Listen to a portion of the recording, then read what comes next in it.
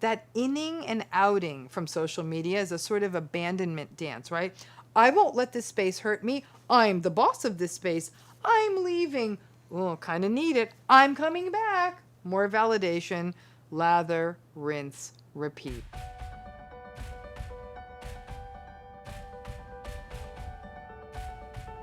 Social media, at least in my opinion, shifted the awareness on narcissism in a very, very new way. And social media is really the narcissistic person's playground, their weapon, their drug, and it really becomes a lens to understand the phenomenon of narcissism like no other. This brief series will, over time, take on the intersection of social media and narcissism, with my goal being that I want to help you understand how all of this may be affecting you.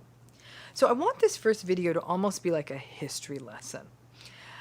What's fascinating about the place I've been in with this is that I'm old enough to have been studying narcissism since before there was ever social media. And it's interesting, as I was preparing and thinking about this video, I recognize there's moments you remember your entire life. And this moment was somewhere around 2007, 2008. I don't actually remember the date, but I remember it was at night. A friend of mine reached out and said, hey, have you ever heard of this thing called Facebook? And I'd actually never heard of it. I remember the friend sending me the message. It was late at night. Everyone was asleep. And I had like this quiet moment. I'm like, okay, let me go to this Facebook thing that this person is telling me about. And again, I had a rare quiet moment. I opened it up, I logged in, and I spent about 30 minutes poking around. It allowed me to find out what happened to people from my high school. I was sort of happy to see what happened to the mean girls. But after I kind of was entertained by it for a minute, I actually started to feel a little sick. Because it dawned on me that a primary function of this Facebook thing was a means by which people could get attention and validation for the various things they do. And mostly I saw that it was people sharing things like vacation pictures. Someone was sharing a picture of a cake they baked, the pictures of them all dressed up to go out on a night on the town. All of it was innocent enough, and none of the pages I was seeing were particularly offensive. Remember, it was back in like 2007. But it was sort of strange because I noticed these people were sharing on a daily basis, and people would like it, right? I felt sick because it dawned on me that the people with the narcissistic personalities were going to use this thing called Facebook for really unhealthy purposes, and that everyone was going to sort of fall in line with what the narcissists were doing. It was actually the day, and I remember it so well, it was the day that I realized that the narcissists, when this was all done, were going to win. Now, until the advent of social media, remember, Facebook began in 2004, MySpace, if any of you remember that began in 2003. Remember back in the day, old days, before 2003, for a narcissistic person to get validation, it was work. And they would get validation from much smaller audiences. A narcissistic person would actually kind of have to get cleaned up and leave the house and find real human beings. So narcissistic attention seeking was largely limited to the workplace, social gatherings, family gatherings, that kind of thing. And while one could argue, on another note, if we talked about reality TV, for example, television shows like Candid Camera, which actually began in the 1940s, ask your parents about it, they were sort of early reality TV. The reality TV that we recognize today had its origins in the early 2000s, and shows like The Real World on MTV debuted in the 1990s. Certainly that double storm of reality TV, that idea that anyone can be temporarily famous if they behave badly enough, along with the other storm of social media, anyone could get attention anytime. It took this backwater clinical phenomenon called narcissism that anyone in the know knew was toxic, but it wasn't mainstream, and it kicked narcissism up into one of the most important issues of our time. Now, before social media and reality TV, the narcissists were just lashing out at smaller groups of people and getting smaller scale validation.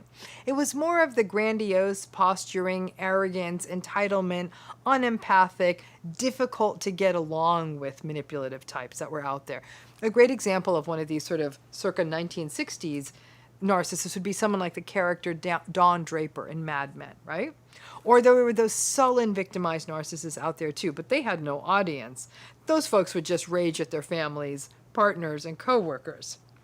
Narcissistic folks might pick up something we used to call a movie star magazine, because those were once a thing, and I bet they would wonder what it would be like to be a famous person.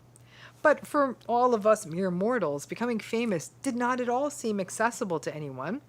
So these people would just perform their narcissistic antics at their friend's party or in smaller places. When I think back to my years growing up as a child and into adolescence, my experience of difficult and narcissistic people was more people who had lacked empathy, who were very abrupt or cold or had a critical, judgmental quality about them, or were very sensitive to any kind of feedback or criticism. But it really wasn't as pathologically attention-seeking as we see it now. Now, again, in the early 2000s, when social media came on the scene, that was it. The genie was out of the bottle, never to be put back in. If someone could have literally sat in a lab and created the perfect tool for narcissistic people to sit somewhere and get the validation and supply they needed, validation and supply for everything from buying their groceries to making dinner to a new dress to a competitive posturing for having the best vacation, the best night out, the best kids, the best partner, the best life, that tool would have been social media. Early on, it became a curiosity. Like, that's how a lot of people used it in the early 2000s. It was, like I said, honestly, people were finding out what happened to people they went to high school with, or people who grew up on their street, or a long-lost family member. People were using it for things like sharing family photos. But in the blink of an eye, we entered a universe of influencers and population-wide manipulation, and frankly, a population-wide development of people developing their false selves. False selves that people believed were better than their real selves. And social media also created a universe where a lot of people were walking around the world all the time wondering if they were missing out on something better or if they were even good enough. And in that way, social media almost became like a narcissist. Social media left people feeling like they were not good enough. They were gaslighted, manipulated, full of self-doubt, full of confusion. Anyone on social media was basically in a narcissistically abusive relationship with social media. For people who had any kind of fragility around their sense of self, their self-worth, or their identity, social media was really a perilous, and is a perilous space. And social media started having, and continues to have, the same negative impact on people as narcissistic relationships do. And the narcissistic people, they own this space. Narcissistic people are better at maintaining their false self because they live in their false self. Social media became a home for them, a sort of mothership, to make it appear as though they were actually living the grandiose fantasy lives that up till then they were only living in their heads. They would talk about their aspirations as though they were actually happening, snapping a selfie like, woke up this morning and thinking about starting my own multinational company, click. But people would buy it as though they actually were running a multinational company.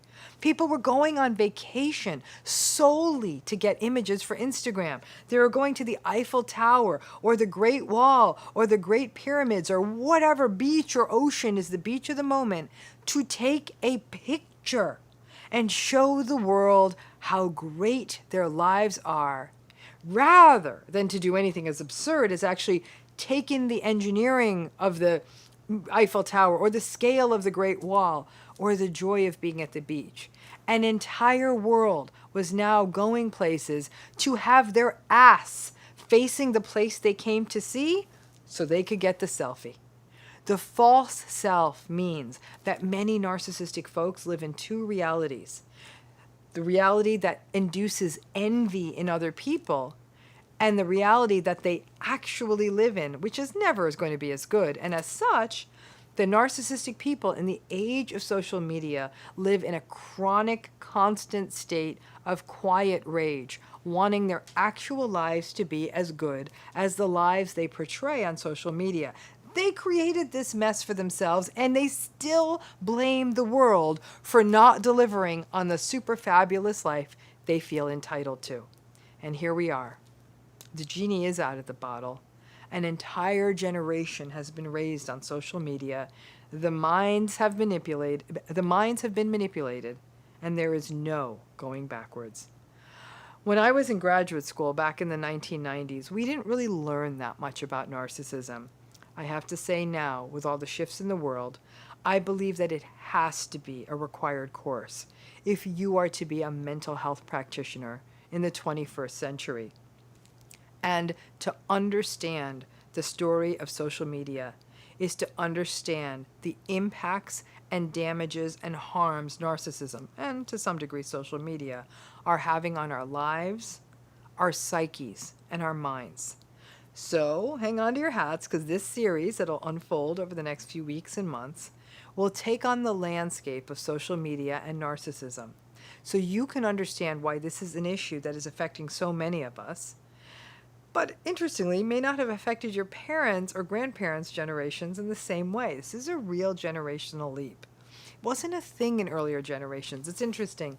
As a 55-year-old woman, I feel like I'm somebody who studied narcissism through the kind of that meteor that killed the dinosaurs. Remember, there was dinosaurs and there was a meteor and then there weren't dinosaurs. There was a world. Then something happened, social media, meteor, whatever it was, and now there's a different world. And interestingly, the narcissists are the species that were able to make it through the meteor and now are evolving more rapidly in the post-meteor social media world. So I really look forward to sharing with you these issues, with my hope in this series that it can help you understand social media and narcissism, but more importantly, be able to protect yourself and navigate the social media spaces where the narcissistic and the antagonistic people out there who often use social media as a battleground and as a weapon. And that's what it is for them. For many of the rest of us, it may just be a place to share a sweet picture of your cat. But before you do that, you need to recognize that the narcissistic folks out there have turned social media into a very unsafe space. My hope is through these videos to teach you how that's happened. Okay, everyone, so here's a question for you.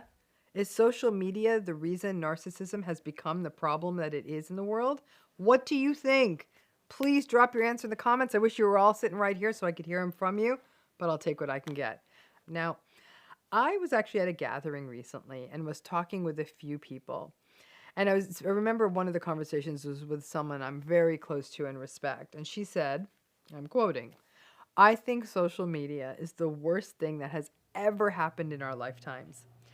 I was like, wow, that's a powerful line. And she said she felt the harm that it has caused to people, how they view the world, how they view their lives, their self-esteem, and mental health. She feels that those negative impacts are unsurpassed by any other social influence before that. It was a big statement, but I got to tell you, it's a little more than a little bit true. And though I think it may be in a dead heat with some other cultural, political, and social influences in the world that have been around a lot longer than social media, those tend to be like philosophies, like economic systems or governmental systems, those kinds of things. Social media, though, is different. It's not a system, it's a tool, right? And it's a tool that has evolved only recently, and yet it has shaped us as a species in our lifetime. I always have to give myself a reality check. To give you sort of a trajectory, when I started as a university professor in 1999, it didn't exist. When I retired as a professor in 2021, it changed the entire social and educational landscape forever. I didn't grow up with it in the 1970s, thank heaven. It didn't exist when I had small children, thank heaven. It didn't exist when I started my academic career. It didn't exist when I was a student. So for me, social media doesn't really represent a normalized way to interact. It's like a language I didn't grow up speaking. So it just doesn't seem like a way I would communicate to people. And yes, you might be good at any online communicating. No, I suck at texting.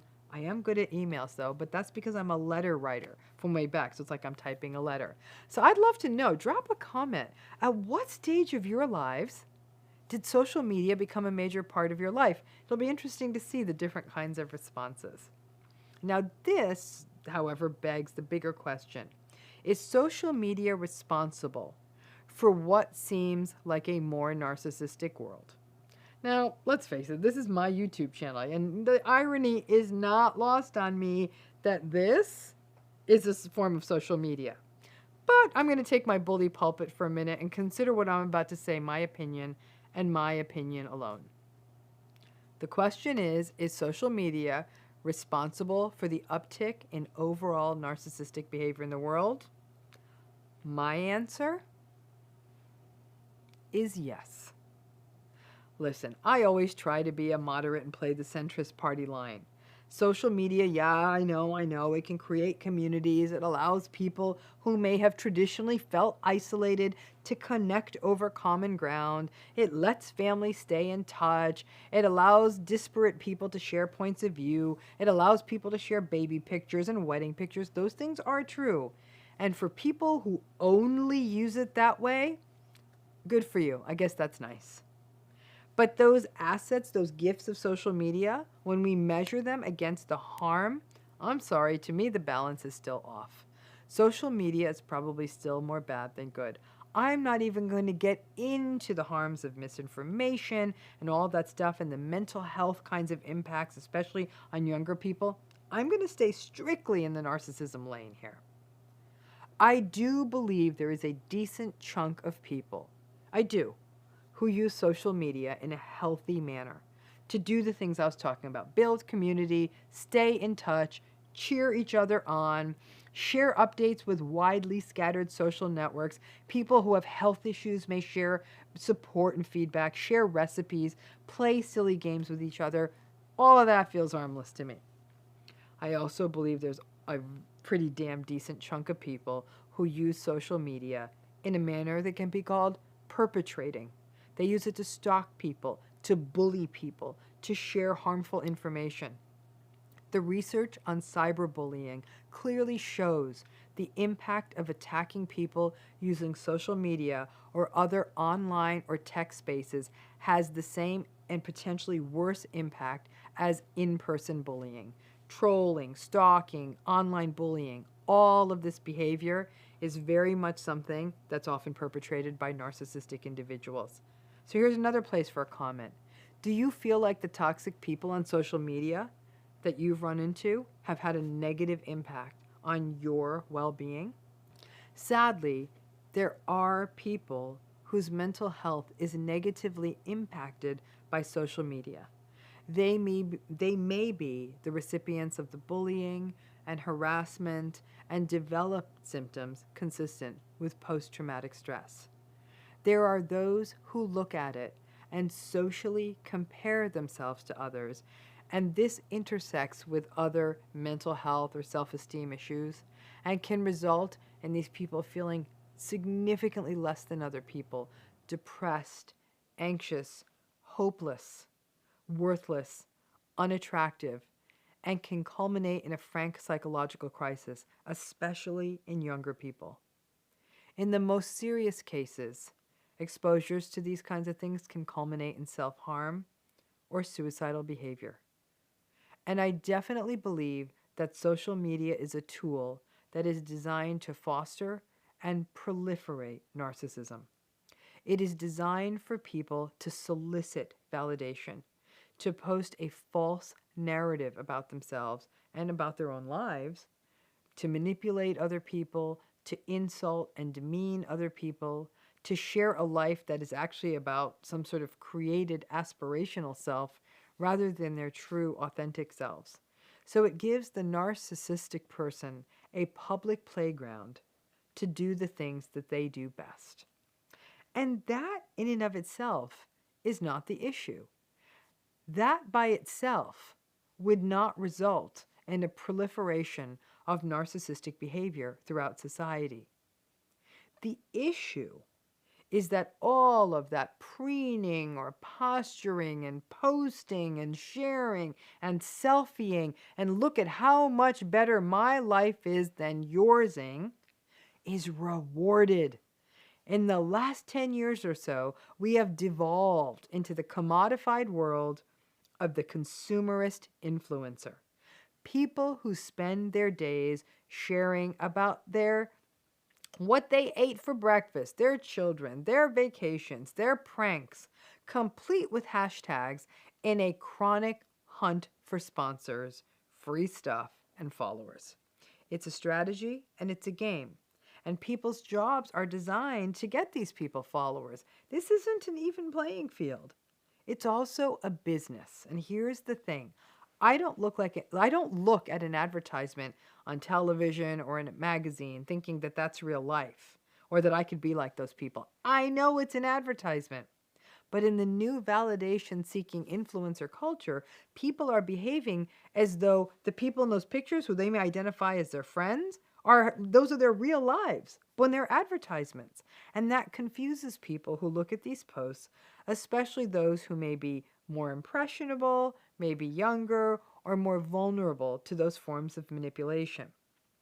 Once the people who are using social media for narcissistic supply were getting amply rewarded for it with money, with notoriety, with stuff, and then the subsequent power, now that was really when social media became the accelerant for societal narcissism.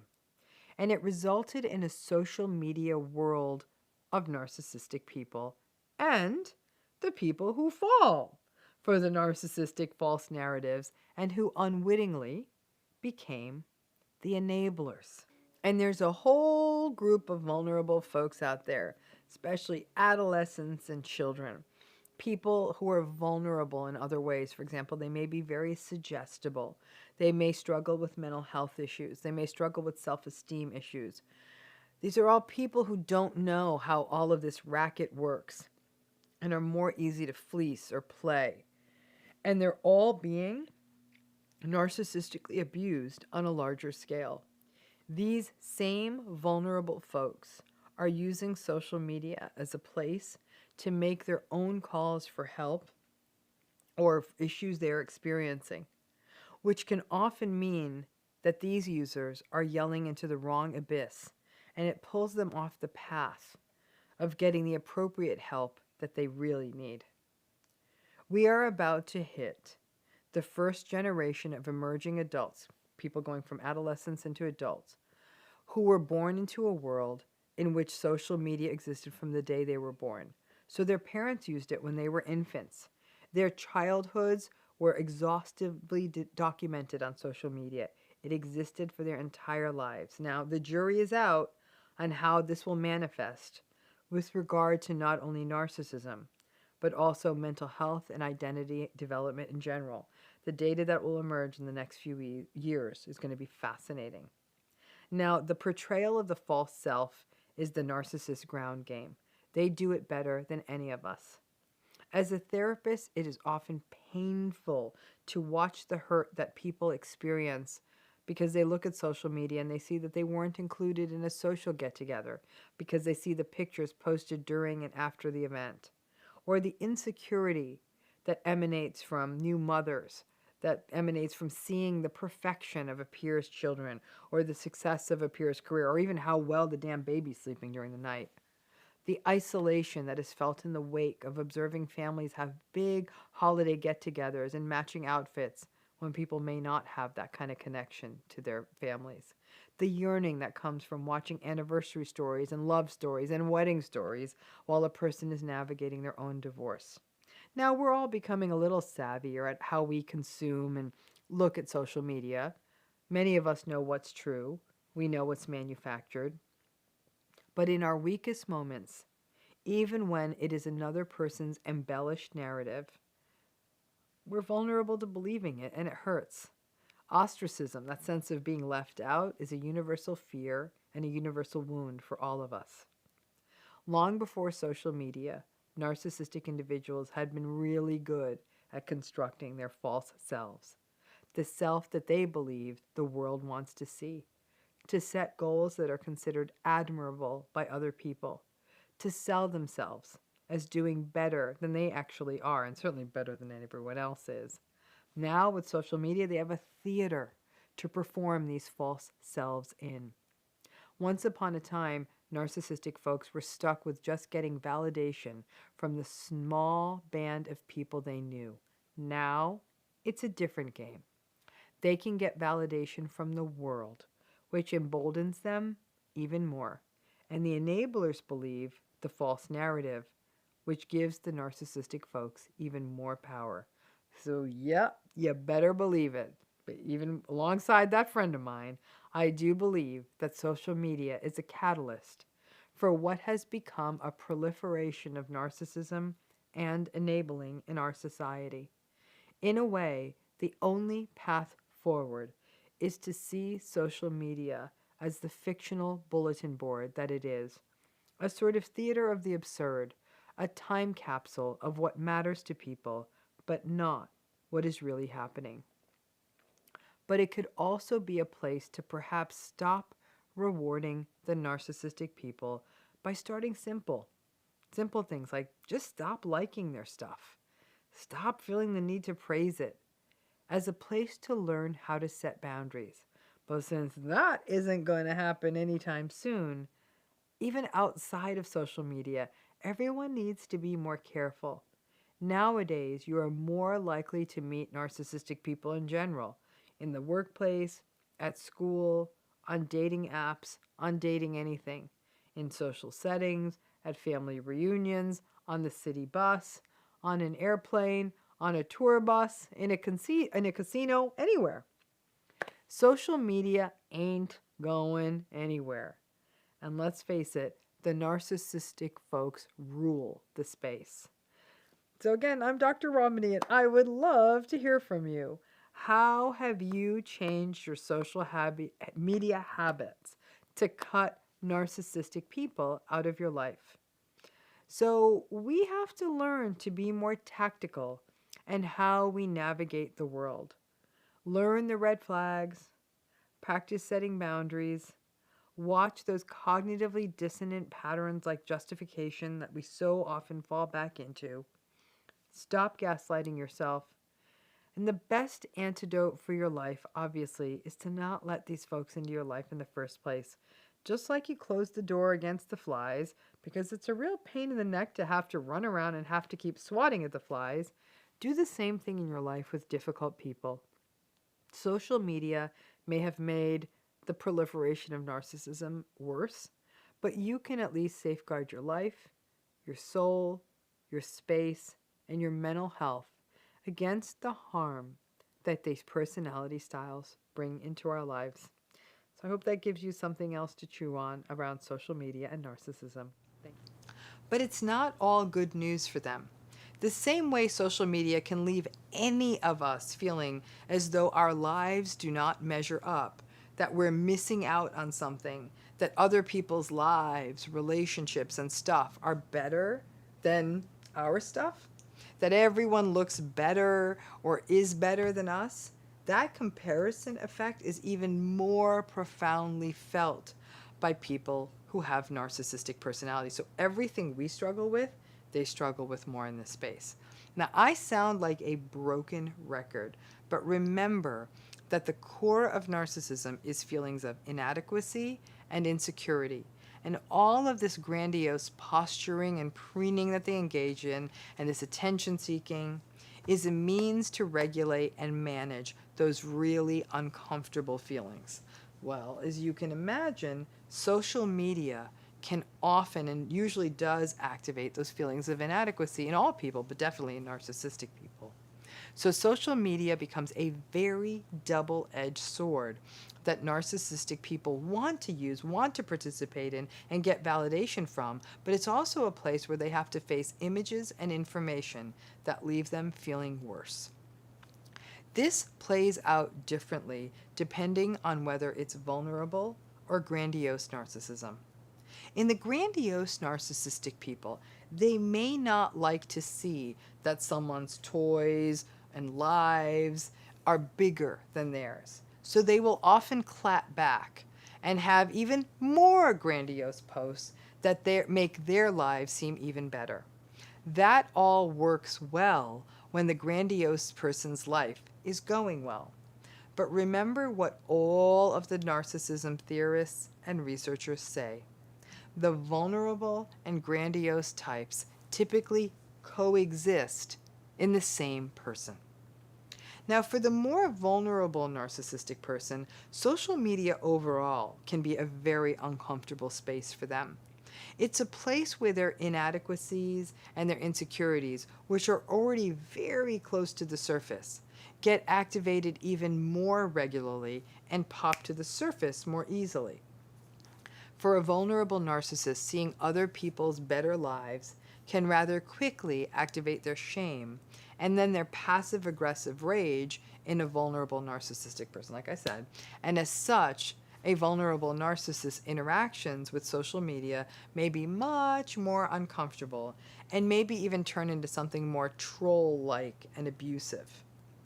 This actually results in an unfortunate pattern for people who do have narcissistic personalities, and frankly, it's not good for them. For people who are narcissistic, they'll often spend time obsessively scrolling social media and sort of spend this time hunched resentfully over their device, looking glumly at other people's lives. It's not healthy. It's a constant threat for a person with a narcissistic personality. And when I have worked clinically with narcissistic clients, I all but beg them to get off of social media because it's taking their already sullen, angry, rageful states and magnifying them even more, causing harm to themselves and certainly to other people. They very rarely listen to this guidance and just get angrier as they look at the social media feeds of other people. It's a love-hate relationship. The thing that they need is the thing that hurts them. And because the narcissistic personality has such a superficial, inauthentic relationship with the world, narcissistic people often sort of portray a false self in social media. It actually really sucks when even your manufactured false self isn't good enough. And remember that people with narcissistic personalities are more vulnerable to negative emotions such as depression than you might think. So the false self of, look at how happy I am, look at how cool I am, look at how interesting I am, which is at odds at a time of sadness, for example, it really takes on a toll on a person to live in such a disconnected, incongruent state. There are days that I call the social media blues for people who really rely on social media for their sense of self. On those days, perhaps a person doesn't like the traction a post got, or people stopped following them, or a rival or someone in their lives has much better posts, whatever it is. On those days when there isn't enough supply coming through their social media, they will crash and may become quite sad, irritable, rageful, lash out at other people, and become even more obsessive about their own and other people's social media. There is also a sort of self-loathing that social media can bring up, even for healthy people, but this is very pronounced for people with narcissistic personalities. Many people recognize that they are spending too much time on social media, and they kind of get a flash of insight that this isn't good for them, but they still spend the time on social media. Similar to the pattern we see in addiction. A person's like, no, I shouldn't be doing this, but they keep doing it, and then they feel worse about themselves. So there is this cycle, and even seeing how bad social media is, narcissistic people see this clearly, but they're not able to break themselves of it. Narcissistic people actually are able to see the artificiality that they're doing in themselves and see in others, and they can't stop. And that can really drive for them a discomfort and an anger about their need for social media. In small doses, done correctly, with self-awareness, self-regulation, and not as a source of identity, social media is relatively harmless. The challenge becomes when it is used to serve purposes it is not designed for, such as self-regulation, self-esteem enhancement, identity, or other things that are not good for us, like the portrayal of a false self. These sorts of suboptimal uses of social media are very common amongst narcissistic people. And as a result, they do have this rather uncomfortable relationship with it. They need it, but they know it's not good for them. One thing we do see with people who struggle with any kind of dysregulated personality styles, including narcissism, is a theme that I call social media abandonment syndrome. You know this. People will put out these big dramatic posts about, it's time for me to get off social media. And then they'll make these self-righteous statements about, I am doing this to find myself and get healthy. And it's not healthy for me to be here. I need to go and find myself and learn about what's important. That means that all the other people who are staying on social media are clearly doing something unhealthy. But that big dramatic post of, it's time for me to go. And then they'll get comments on that, like, oh no, we're going to miss you. I hope you're okay, sweetie. No, don't leave us. We love your wisdom. And these statements serve as validation for the social media abandoner. So then the person leaves, but in the blink of an eye, they come back on social media, making more self-righteous statements about, now that I'm strong, I recognize how I can build social media and share my journey and everything I've learned from apparently their 3 days off of social media. And then they get comments like, oh, welcome back, honey. We missed you. More validation. That inning and outing from social media is a sort of abandonment dance, right? I won't let this space hurt me. I'm the boss of this space. I'm leaving. Oh, kind of need it. I'm coming back. More validation. Lather, rinse, repeat. Again, it's a tough space for people who have narcissistic or other high conflict personality styles, because abandonment is such a core issue for people with narcissistic styles. They even play that abandonment dance to get validation in social media. So if it seems hypocritical to you when someone who is not only unempathic, entitled, and seemingly narcissistic, and who spends lots of time on social media turns around and says, hey, I hate social media, actually it may not be that hypocritical. They may just be confused. It's a space that they need. It's a space that leaves them feeling fragile. And sometimes we really grow to resent the people and the things that we need. And I really think that that sums up the relationship between narcissism and social media. They may hate it as much as they love it because they need it. So one day, you open up your social media feed and you see a post that reads something like this on your friend's social media feed. It says something like, real friends find the time to be present with a friend that is hurt. Pain is the true test of a friendship. And then maybe there's a picture of your friend crying. And then it goes on to say, a real friend shows up with tequila and takeout. And then maybe there's another picture on the post implying that someone did show up with these things, or at a minimum, there's a picture of tequila and takeout. Somebody help them. The comments on this post may include things like, oh, I'm so sorry you're going through something, honey. Ugh, some friends are the worst. Or other posts might say, you deserve so much better. I'm so sorry. Can't wait to have a tequila takeout night with you soon. Okay, so you read your friend's post that looks like that. Now, you did know your friend got some bad news today. You even reached out to make sure she was okay. You figured that out from an earlier post, or she texted you. But you couldn't get over to her house. You yourself had stuff to do. You had life. You had to work late, or maybe your kid's sick. And ultimately, the bad news actually did end up working itself kind of out. You called your friend. You thought your call would be sufficient to let your friend know, I'm here for you. And you did not have time for tequila and takeout on a Tuesday night. But basically, this friend of yours was using a public space to send a personal message, basically, that your friend is disappointed in you and perhaps other friends like you. And then on top of that, as a bonus, they got a little bit of validation on the side. So let's talk a little bit about, how do you really read a narcissistic person's social media feed and not let it get to you? I'm Dr. RAMANI. Let's take this on. Now, I want this video to be a bit of a joint venture. I'm going to be sharing thoughts in this video that have been shared with me from clients. I'm not a big social media person. Like, I'm not a person like posts about my life, but I've had peeks at narcissistic people's social media feeds and certainly thoughts shared by other folks. Throughout this video, let me know what I missed. You put some stuff down in these comments.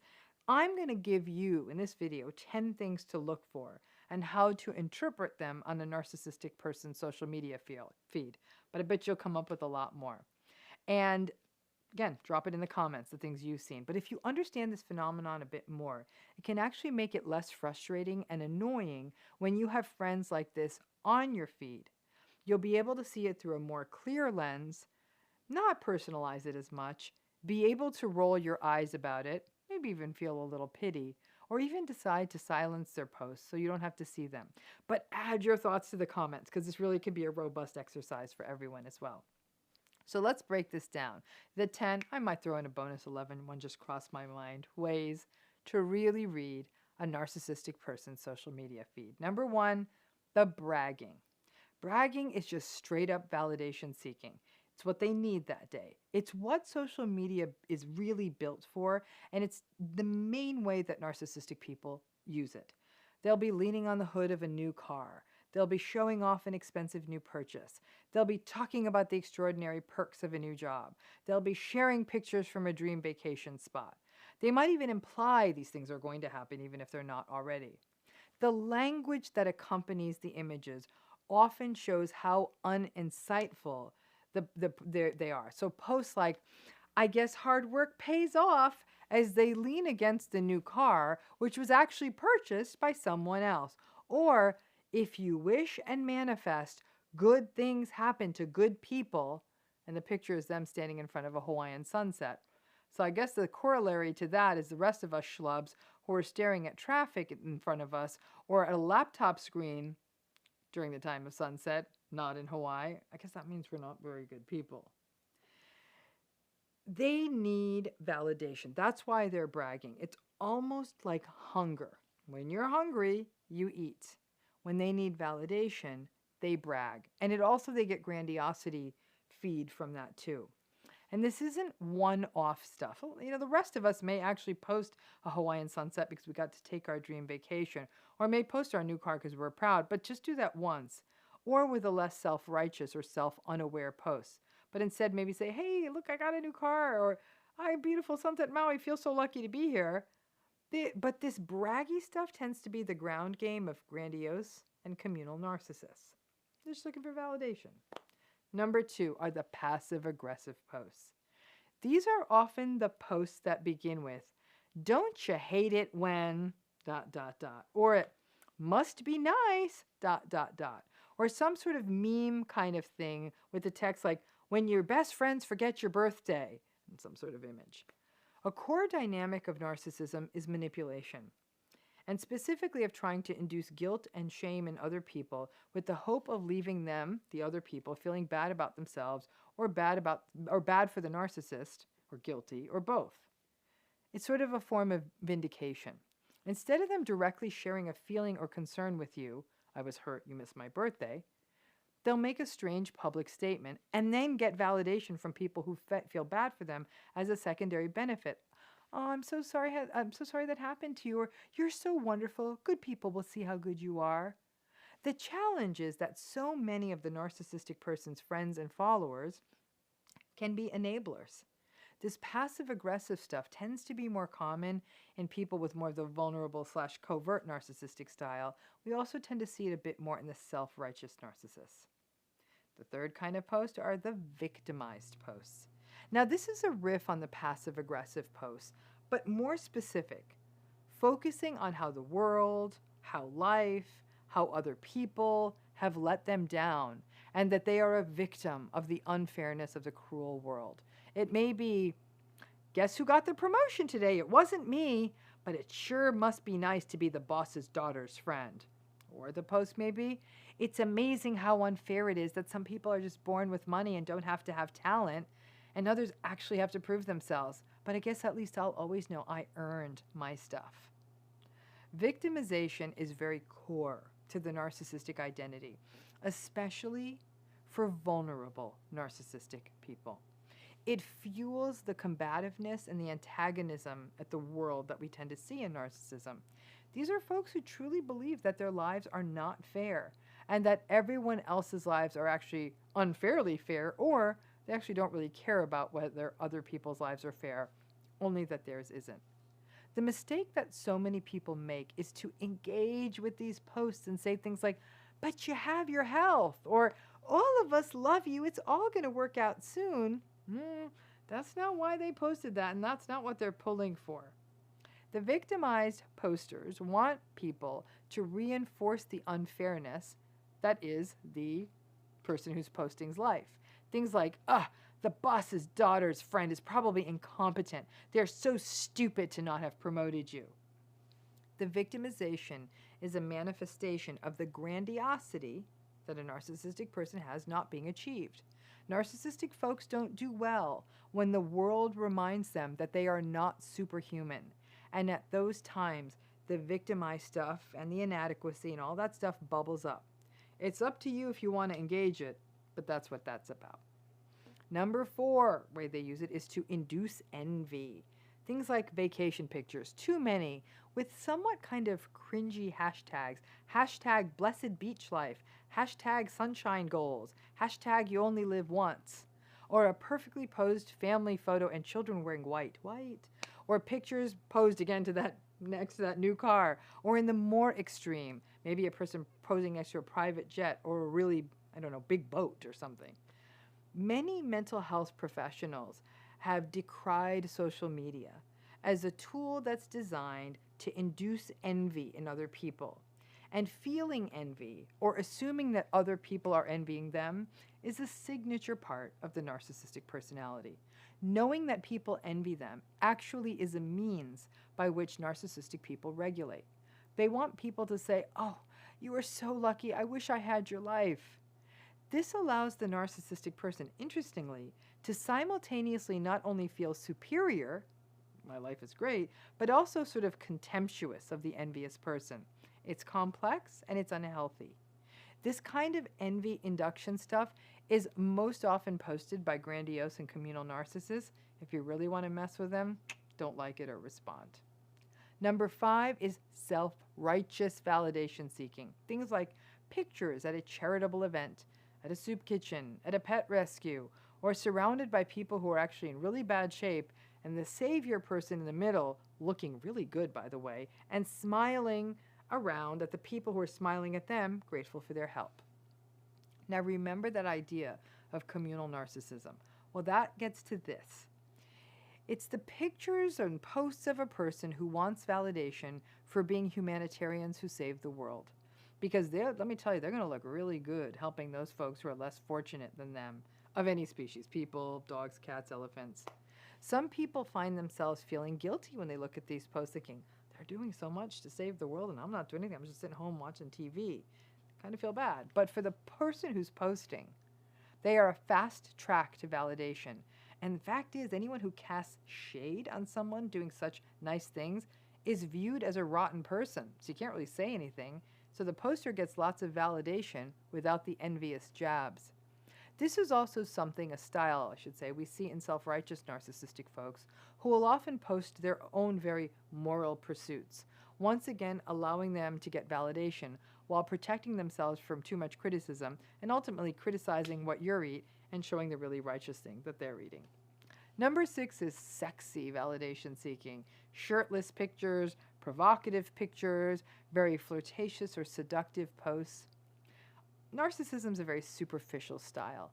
Research has shown that narcissistic folks are rated to be more attractive, definitely more attentive and put more time into their appearance and much more effort into their appearance.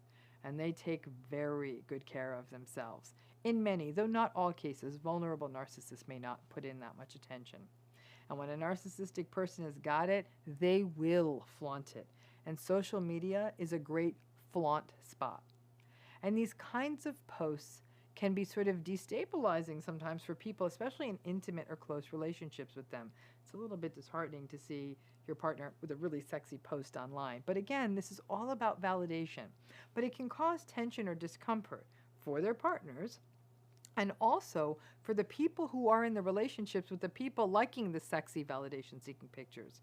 In some ways, the objectification that many narcissistic people engage in, the objectification of other people, is really an objectification also of themselves and simultaneously of other people. This kind of posting really tends to be something we see more in grandiose narcissists. Number 7 are the grievance posts. Anger about something that's coming up on the news. These can often be polarizing issues, and then the person will take that unfair issue in the news and extend it to how life is uniquely unfair to them. So it builds in some of that victimized stuff. Narcissistic people are the virtuosos of the grievance.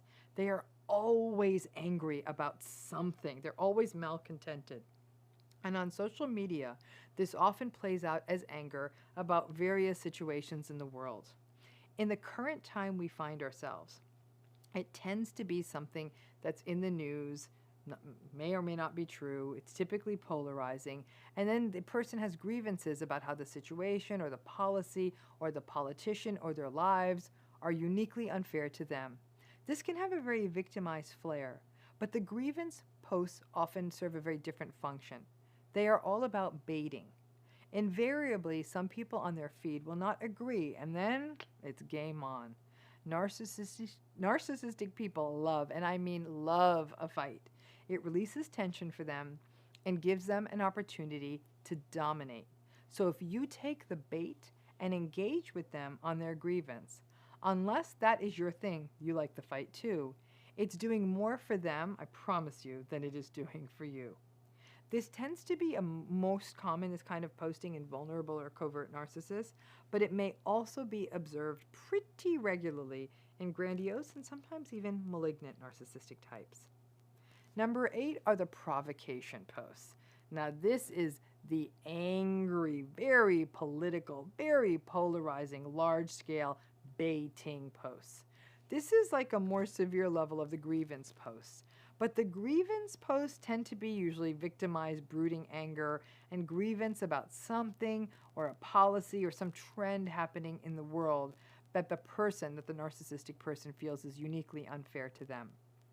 The provocation posts aren't even that subtle. These posts are meant to get tempers riled, and it is public baiting on steroids. The provocation posts may be propaganda, they may be extremely polarized political views, they may be inflammatory posts, or posts that are actually cruel to some percentage of the people that might see the post. These provocation posts really get a lot of traction for narcissistic people, especially vulnerable / covert narcissistic folks who are often angry about something and get a sense of sort of power and domination from this sort of inflammatory trolling. It allows for the fight to happen and happen big. It allows for the degradation and the humiliation and a little bit of grievance thrown in there and a chance to call people out as weak or something of the kind. Number 9 are the rescue-seeking posts. Things like, the world isn't made for people like me, or I can't cope anymore, loneliness is so cruel, or quotes by famous people that pull for distress, or you don't need to check on me, I don't even know why anyone would. This isn't just straight up victimized posting, folks. This is the help me post. These posts can actually be very unsettling for followers, friends, and family members who may be genuinely concerned about the mental state of the person posting and will want to intervene. And the person will have posted this stuff many, many times. Now, the danger here is discerning whether this is real danger that requires emergency mental health intervention or whether it's part of a pattern that comes up regularly. In the case of people who use this sort of rescue posting as a way of getting validation, this isn't something that happens just once. It happens pretty regularly. It is, again, it's something that narcissistic people will do, but it's also something that you'll see in other people who use social media. If it happens regularly, it becomes a bit of a Chicken Little situation. And supporters around the person doing the posting may get burned out over time at always checking in on them in the middle of the night or driving over to the house and making sure that they are okay. And that narcissistic person will also refuse to get help, will turn down therapy, won't go to the hospital, they'll turn down residential treatment, they'll turn down the kinds of intensive treatment that would be important for a person in an acute crisis. These posts, again, in a very strange way, become a way of seeking validation, of getting support, of getting companionship, of people jumping and going and helping them.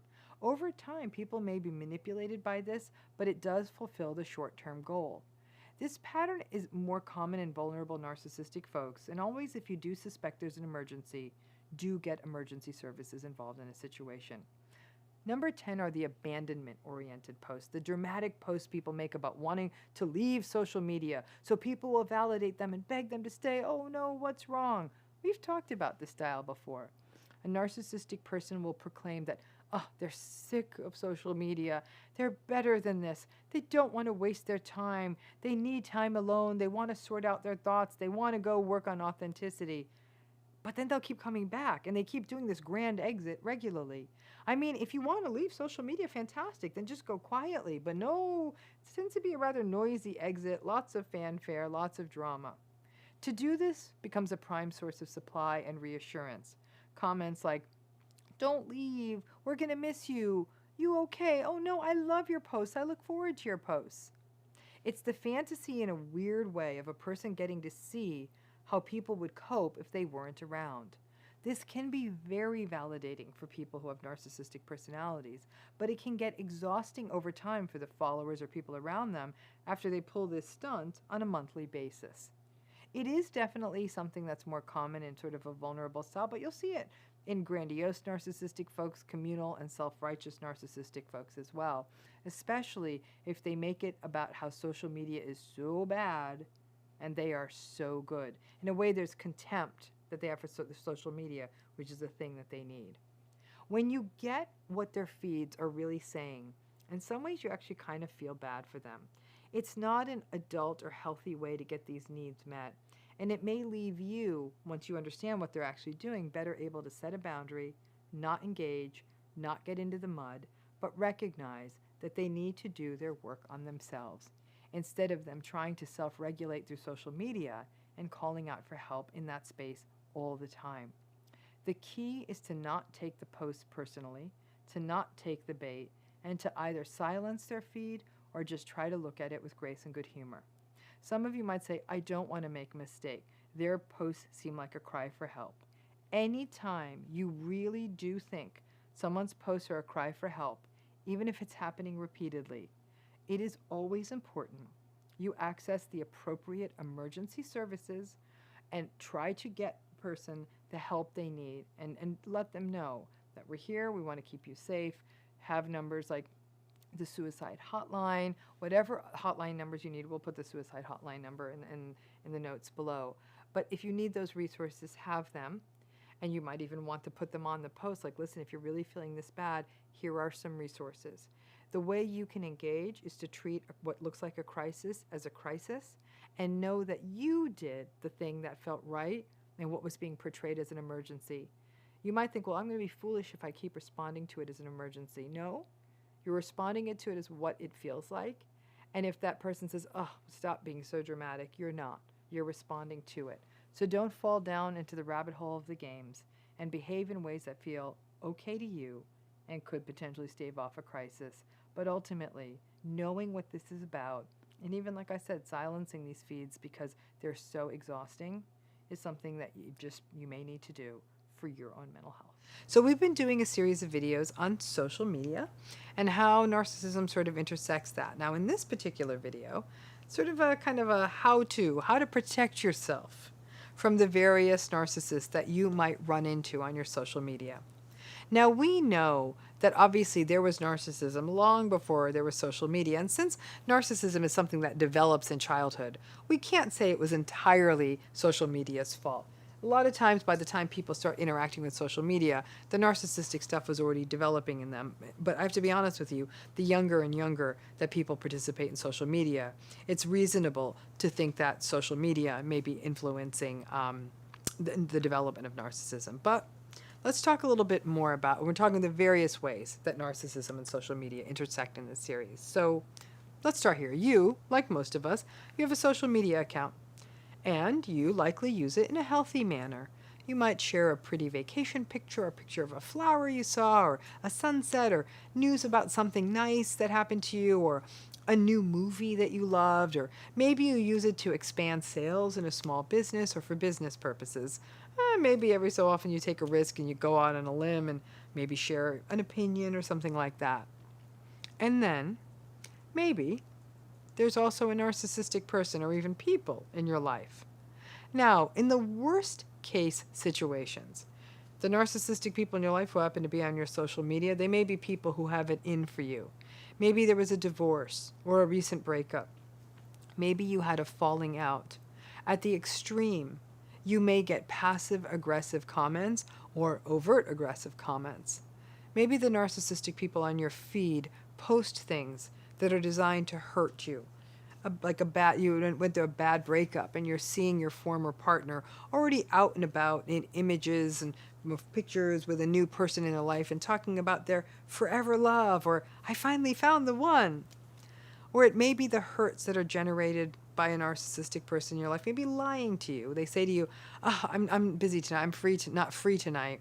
And then you see that they did have the party, but they didn't invite you, or they chose to spend time with other people after telling you they were not feeling well. All of these things can make social media a fraught space if you have really kind of narcissistic-y people in your life. Social media is actually a rather challenging place. What could be an easy place becomes a challenging place when there are narcissistic people in your life or on your feed. It doesn't mean you have to get off, but it does mean that you need techniques to manage these folks on social media.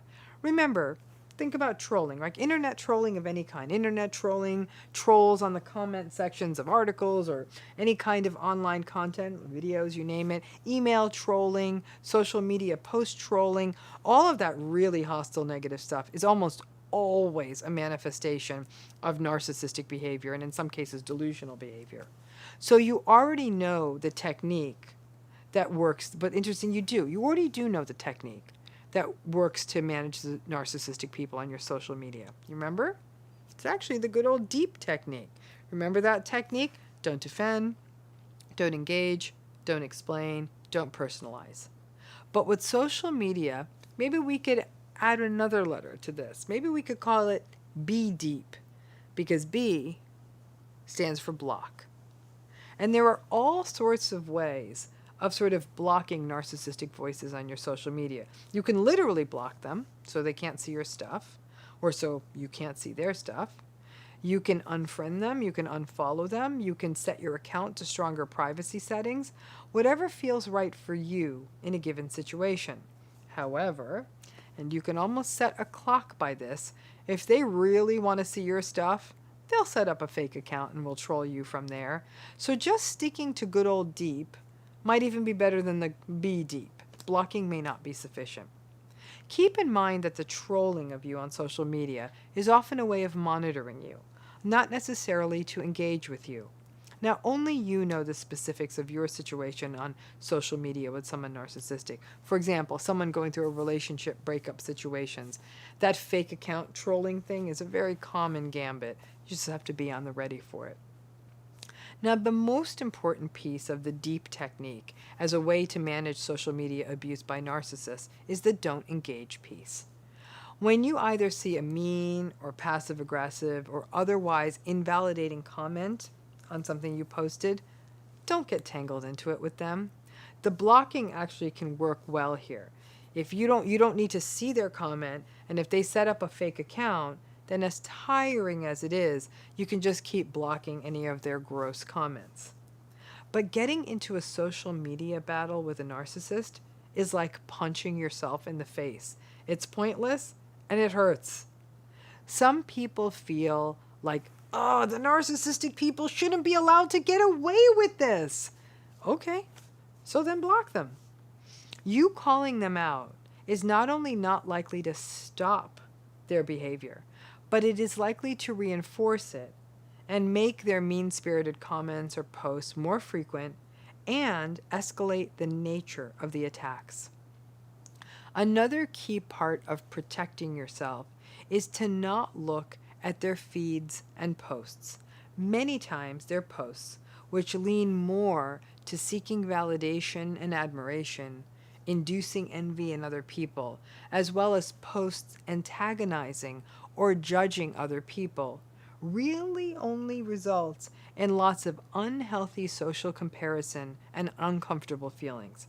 As I said, if there's still hurt around a breakup, or around them choosing other people or activities instead of you, it can really sting to see that stuff. It's not good for you to see that. The best way to manage them is don't engage. Don't look at it in the first place. Looking at it is engaging. It requires a will of steel to block their feed, but your mental health may bounce back and improve astronomically if you do it. Then there is my favorite narcissistic social media maneuver. And I don't mean favorite in a good way. You'll see that they'll often post passive-aggressive stuff or posts that are about you, but in a really obtuse way. Things like, don't you hate it when a friend won't make the effort to come to your wedding, even though you were always there for them? Okay, not mature, but those little passive-aggressive post dings. And perhaps it was really you. You were the one maybe who couldn't swing the plane tickets for their expensive destination wedding that they didn't offer to defray the cost for and that you just didn't have the money for, right? It would actually be better if they would literally write a post saying, I am mad at my friend such and such for not showing up to my wedding. Yo, friend, you suck. That would actually be more authentic, but not. Most narcissistic folks take the coward's way out.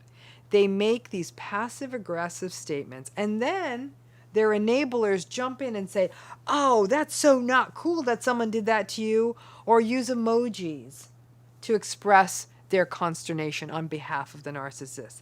Bottom line is this, gang. It's not good for you to see these posts. You've got to disengage. Protecting yourself on social media, whether it's by blocking, not engaging, setting limits on how long you are on social media per day, cleaning up who is actually in your battalion of followers. To do all of this is so much better for your mental health. It can genuinely break the chains of rumination, anger, frustration, and hurt. It is so hard to not engage when someone is baiting you, taunting you, passive-aggressing you, I guess, or even going after people you care about. We feel the need to vindicate ourselves, to speak our truth. I get that. Remember, you can speak your truth all you want, but they aren't listening. They only have their version, and there is no other. Engaging gives them the fuel that they want. It's you taking the bait.